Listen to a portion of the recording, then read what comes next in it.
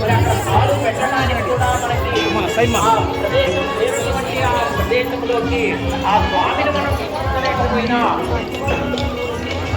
భోజనాయ స్వామి యొక్క లీలలో కానీ అనంతములైనటువంటి భాగ్యాన్ని కాని మనం చూస్తే స్వామి ఏ విధంగా అర్థమవుతుంది.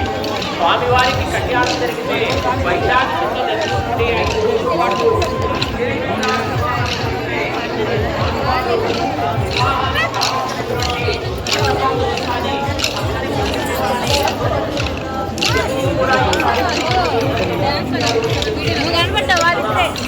వారికి అన్నయ్యుడి భోజరాజస్వామి వారికి ఈ కార్యాన్ని అప్పగించారట.